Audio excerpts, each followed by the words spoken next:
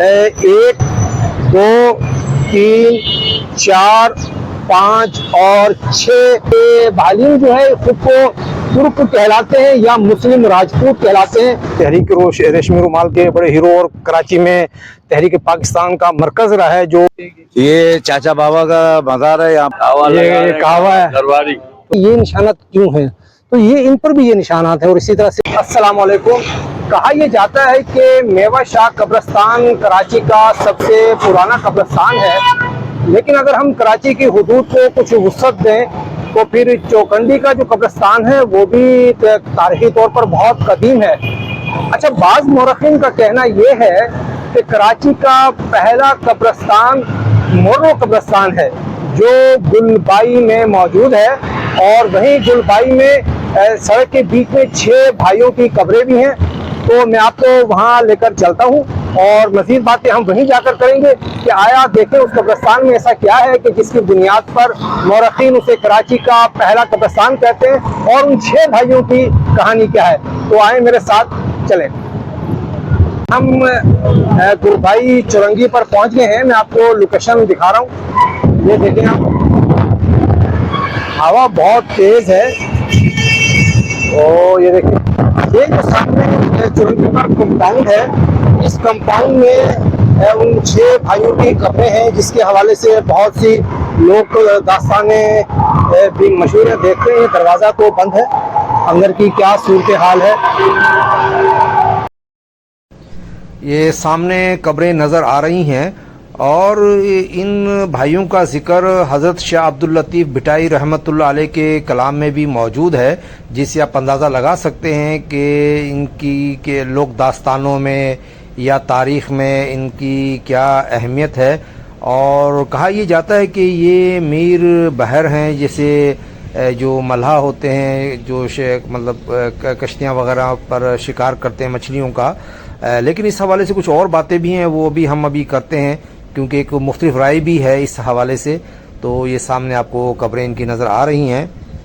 1, 2, 3, 4, 5 और 6 कब्रें हैं।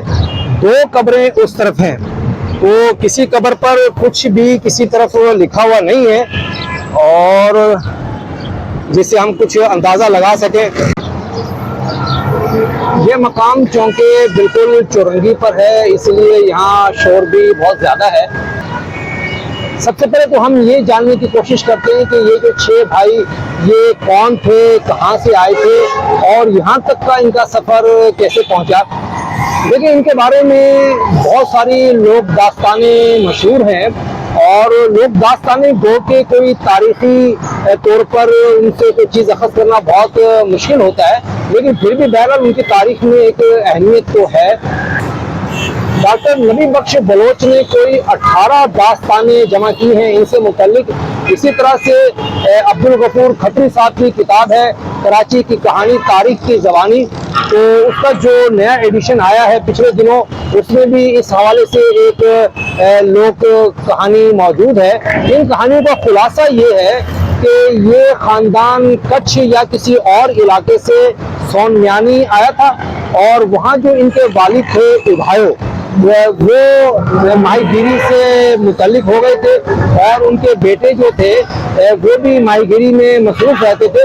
लेकिन उन्होंने अपने बेटे को ये हिदायत की थी कि वो समंदर में कहीं भी मछली पकड़ लें, लेकिन ये जो कराची का मकाम है कराची कुल, तो यहाँ नहीं जाना है। तो इसकी हम बात करेंगे कि ये कहाँ मकाम था। तो इस तरह से इन लोगों का एक तारुफ है। अब इनकी कौमियत क्या थी, इस हवाले से अमूमी तौर पर यह कहा जाता है कि ये बलोच थे, लेकिन डॉक्टर नबी बख्श बलोच ने अपनी किताब में लिखा है कि ये बहालीन थे, जिनको बहलीन भी लोग पढ़ते हैं, और ये बहालीन जो है खुद को तुर्क कहलाते हैं या मुस्लिम राजपूत कहलाते हैं। जिस तरह से बहलीन लोधी थे, तो ये वही ख़ानदान है, और ये वाक़या तकरीबन 1000 साल पुराना है। तो ये तो एक अमूमी तारुफ हुआ इनका।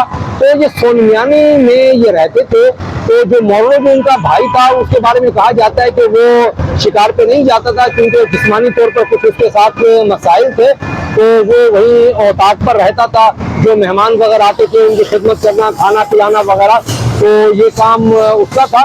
तो एक बार ऐसा हुआ कि ये जो भाई थे ये कराची कुन का जो इलाका है वहाँ आ गए।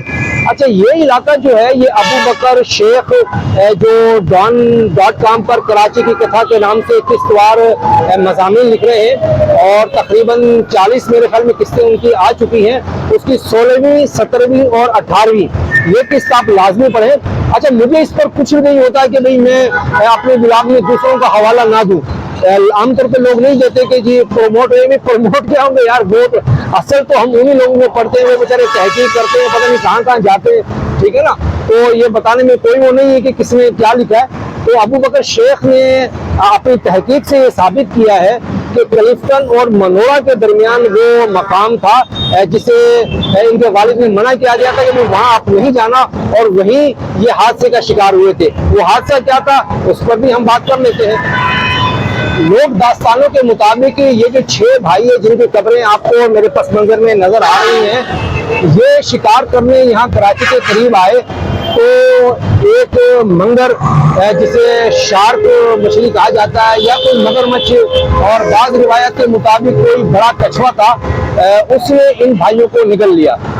जब ये वापस नहीं आए तो कई दिन गुजर गए, तो इस पर इनके जो भाई थे मोरो, तो उन तक ये बात आई और उन तक पहुंची, तो उन्होंने कहा कि मैं अपने भाइयों को बचाने के लिए जाऊंगा।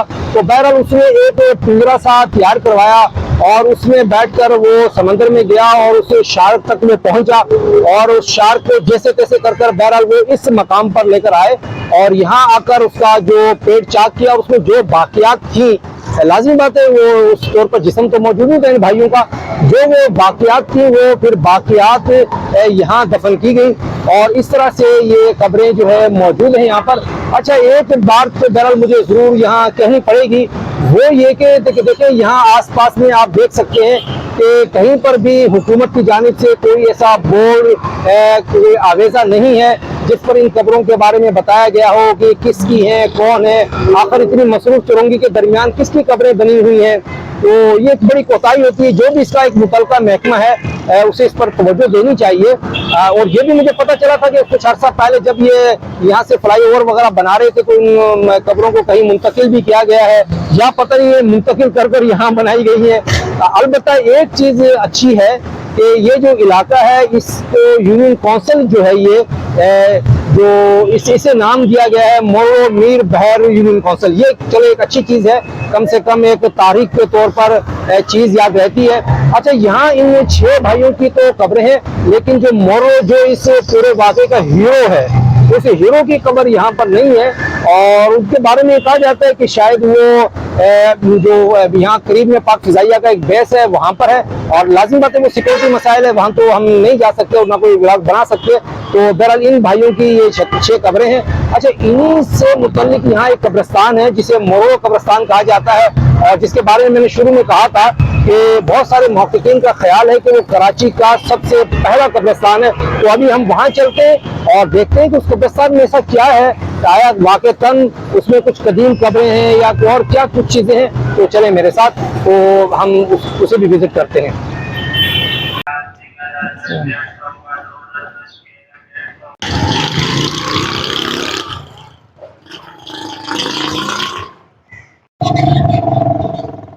ये जो सामने रास्ता आपको नजर आ रहा है ये शेरशाह वाला मेन रोड है, यानी ये शेरशाह की तरफ एक गाड़ियां जा रही हैं और दूसरी ये गुलभाई की तरफ। और ये देखें आप इस तरफ से आ जाएं और ये है। अच्छा, ये मोरो कब्रिस्तान यहाँ 2 हिस्सों में है। एक आप देखें इस तरफ है, यहाँ एक कोई मज़ार भी नजर आ रहा है, देखिए अंदर, और एक इस तरफ है ये यहाँ पर। तो दोनों हिस्सों को हम देखेंगे और हमें जो कुछ जो कब्रें हैं वो हम तलाश भी करेंगे यहाँ से। और ये देखें एक हिस्सा इसका ये वाला है, इस तरफ ये इस तरफ ये कब्रें हैं, ये देखें। और एक हिस्सा उस तरफ है इसका। मैं ये थोड़ा सा आगे जाके भी आपको दिखा दूं यहाँ से। ये मैं दिखा नहीं रहा, लेकिन रास्ते में मैंने देखा कि बहुत कब्रें बहुत बुरी तरीके से धंसी हुई हैं। तो इससे पता चलता है कि कोई संभालने वाला यहाँ पर नहीं है। अभी मुझे ये साहब मिले यहाँ और इन्होंने मुझे बताया कि तहरीक रेशमी रुमाल के बड़े हीरो और कराची में तहरीक पाकिस्तान का मरकज़ रहा है, जो खड्डा मार्केट का जो मदरसा, उसके मजहरुल उलूम, उसके जो बानी मौलाना मोहम्मद सादिक साहब की कब्र भी यहाँ पर है। और ये मुझे निशानदेही कर रहा है, लाल लाल दिख जी जी जी जी, वही ये मौलाना मोहम्मद सादिक रहमतुल्लाह अलैह की कब्र है।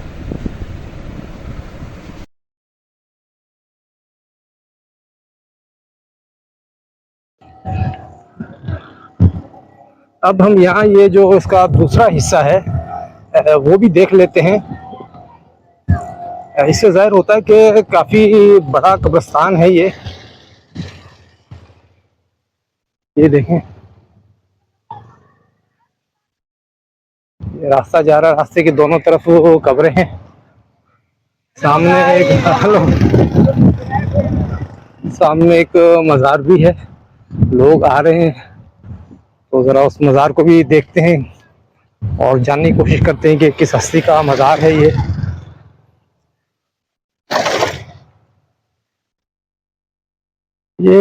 काफ़ी फैला हुआ है, उस तरफ आबादी नज़र आ रही है। अच्छा, यहाँ ये कि दरख्त बहुत ज़्यादा है और ये मुख्तलिफ तरह के ही हैं दरख्त।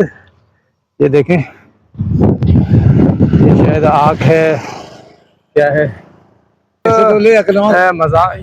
यहाँ सामने एक मज़ार भी है, तो ज़रा मालूम करते हैं ये किसका मज़ार है। यहाँ कुछ साहिबान बैठे हुए, इनसे पूछते हैं। ये चाचा बाबा का मज़ार है। यहाँ पर हमारे अच्छे खासे बुजुर्ग माने हुए। अच्छा, कराची में ज़्यादातर जो मज़ारात हैं वो कश्फी मज़ारात हैं। ये मैं पहले भी एक व्लॉग में बता चुका हूँ, यानी कि किसी को ख्वाब में वो ज़ियारत हो गई, या किसी को वैसे कशफुल कुबूर के ज़रिए या किसी और ज़रिए से, तो ज़्यादातर इस तरह के मज़ारात हैं। अब इनके बारे में तो मालूम नहीं है, मालूम करते हैं।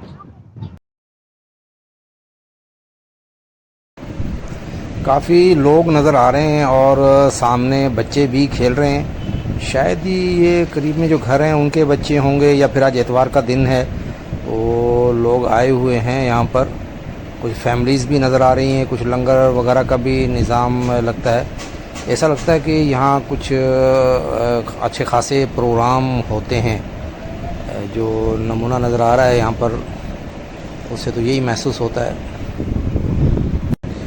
चलते हैं, अंदर तक चलते हैं, देखते हैं कि बाहर तो लोगों ने ये बताया है कि बहुत पुराने हैं, लेकिन किसी ने मुझे ये बताया यहाँ के इतने पुराने नहीं हैं, ये बस 12-13 साल पुराने ही मज़ार हैं ये।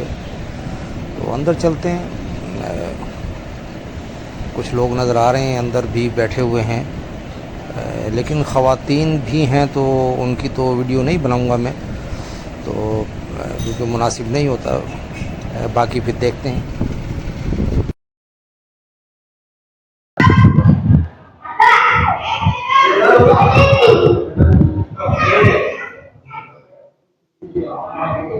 ये जो तारीखें इस पर लिखी हुई हैं, इसके मुताबिक तो नया मज़ार है ये।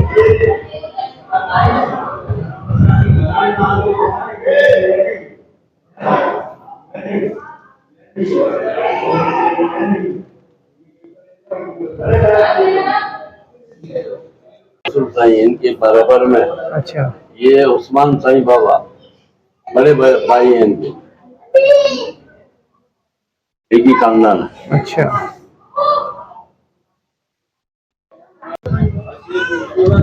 ये माशाल्लाह इन साहब ने मुझे बहुत मालूमात दी हैं और इसरार किया कि भैया चाय लाजमी पिए। ये तो देखें, ये कहवा है, दरबारी। तो जो है ये दरगाह शरीफ है ये।